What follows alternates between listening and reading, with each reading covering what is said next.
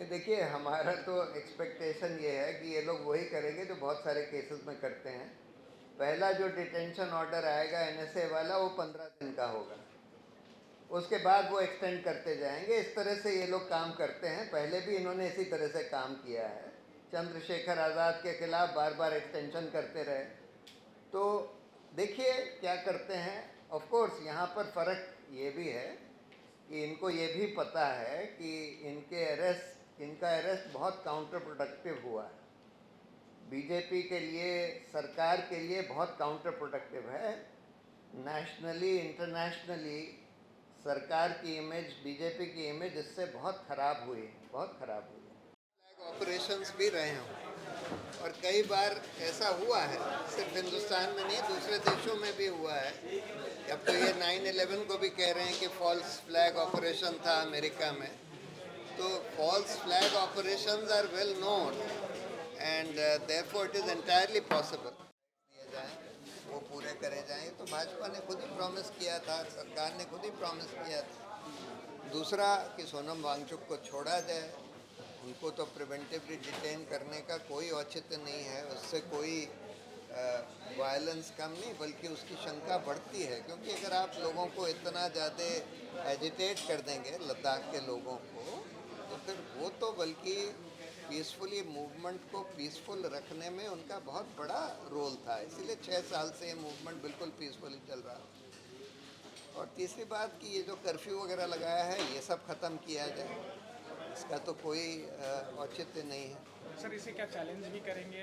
5 दिन हो गए उनकी गिरफ्तारी के। नहीं, देखिए, पहले तो एनएसए का ऑर्डर आए, फिर बहुत सारे फैक्टर्स देख कर तय करना होता है कि चैलेंज करेंगे या नहीं करेंगे। ये तो उनका निजी फैसला होगा। कि 6 साल से मूवमेंट इनका चल रहा था, कोई हिंसा नहीं हुई थी। उनके कोई भी वीडियो देख लीजिए, इतने सारे वीडियोज़ हैं, हर एक में वो हिंसा की बात करते हैं। और उन्होंने जैसे ये हिंसा हुई तुरंत उसको कंडेम किया।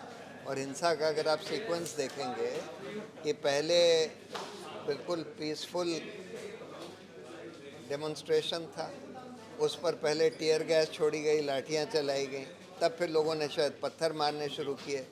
जब पत्थर मारे गए तो उसके बाद गोलियां चलाई गई, और गोली चलाई तो बहुत सारे लोगों की मौत हो गई, बहुत सारे लोग घायल हो गए। उसके बाद शायद आग वाग लगाई गई। ये मेरी इन्फॉर्मेशन इसके बारे में।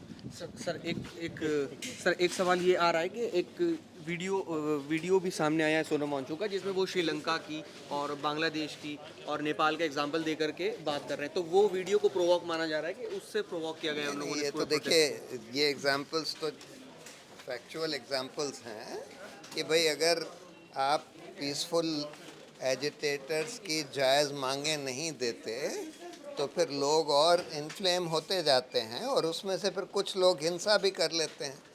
ये बहुत सारे देशों में हुआ है, तो इसको नज़रअंदाज नहीं करा जाना चाहिए। सर तो ये मतलब ये जो उनकी जिस तरीके से मांग थी, जो उनका वो वीडियो था, तो उसको आप प्रोवोक नहीं मानते हैं नहीं, वो? बिल्कुल भी प्रोवोकेटिव नहीं। ये तो मतलब फैक्ट बता रहे हैं कि भाई अगर आप अहिंसक लोगों की जायज़ मांगे नहीं पूरी करते तो फिर लोगों का गुस्सा, एजिटेशन बढ़ता है, और उस प्रोसेस में कुछ लोग ऐसे भी होते हैं जो हिंसा कर लेते हैं। सर